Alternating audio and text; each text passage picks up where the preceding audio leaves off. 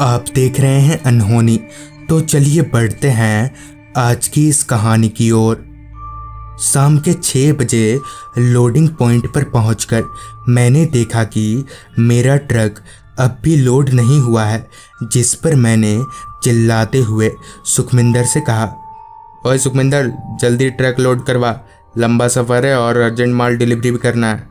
सुखविंदर, जो कि मेरा ट्रक का खलासी कम और मेरा दोस्त ज़्यादा है, करीब 7 बजे तक ट्रक लोड हो गया और मैंने ऊपर वाले का नाम लेकर ट्रक को स्टार्ट किया और NH-44 के सहारे केरला की तरफ आगे बढ़ने लगा।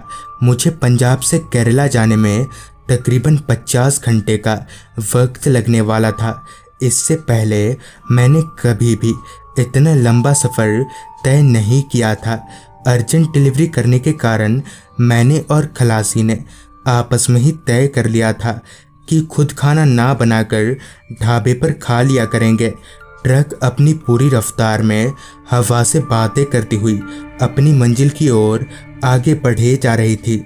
ऐसे ही ट्रक चलाते चलाते 4 घंटे बीत चुके थे और मैं अपनी निगाहें घड़ी की तरफ घुमाई तो रात के 11 बज रहे थे। भूख के चलते अब हमारी निगाहें किसी ढाबे की तलाश में थीं।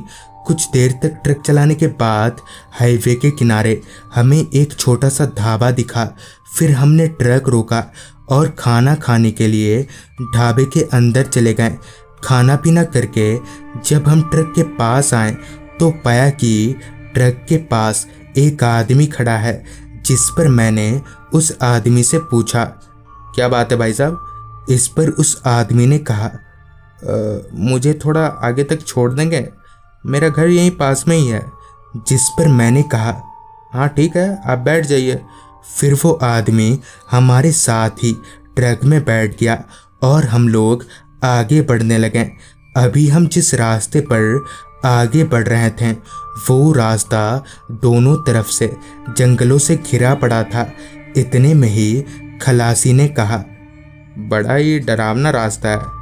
जिस पर मैंने कहा, इसमें डरावना क्या है, जंगल तो हर रास्ते पर होता है। जिस पर उस आदमी ने कहा, मगर हर रास्ते की कहानी नहीं होती। जिस पर मैंने कहा, कहानी? कैसी कहानी? जरा हमें भी तो सुनाइए आपकी कहानी। इस पर उस आदमी ने बोलना शुरू किया, आज से करीब 12 साल पहले मैं भी ट्रक का खलासी हुआ करता था और उस रात भी रोजाना की तरह ही मैं अपने ड्राइवर के साथ लोडेड ट्रक लेकर इसी रास्ते पर आगे बढ़ रहा था। रात काफ़ी हो चुकी थी और ड्राइवर ने थोड़ी सी शराब पी रखी थी। मुझे भी ट्रक चलाना आता था, जिस वजह से मैंने ड्राइवर से कहा, उस्ताद आप ट्रक मुझे दे दो, मैं चला लेता हूँ। ऐसे आपका ट्रक चलाना खतरे से खाली नहीं है। मगर ड्राइवर था जो मेरी बात सुनने को तैयार ही नहीं था और ट्रक की स्टीयरिंग काफ़ी स्पीड में इधर उधर घुमा रहा था और आखिर में वही हुआ जिसका मुझे डर था। ट्रक काफ़ी स्पीड में एक पेड़ से जा टकराई और टक्कर जोर का होने की वजह से मैं वहीं मारा गया। मगर उस हादसे में ड्राइवर को कुछ खास चोटें नहीं आई। उस आदमी ने इतना कहा ही था कि सुखमिंदर ने उसके कंधे पर हाथ रखते हुए कहा, क्या भाई साहब, इतनी रात गए हम ही मिले थे क्या आपको? मगर जैसे ही सुखमिंदर ने उसके कंधे पर हाथ रखा कि एकदम से उसका हाथ उस आदमी के आर पार हो गया और तभी उस आदमी ने कहा, आज भी मैं उस ड्राइवर को ढूंढ रहा हूँ। इतना बोलते ही वो आदमी धुआं बनकर खिड़की से बाहर निकल गया। फिर उसके बाद हमें वो आदमी कहीं नहीं मिला। तो दोस्तों, ये थी आज की कहानी। अगर आपके पास भी ऐसी ही कोई कहानियाँ हैं तो हमारे साथ ज़रूर शेयर करें।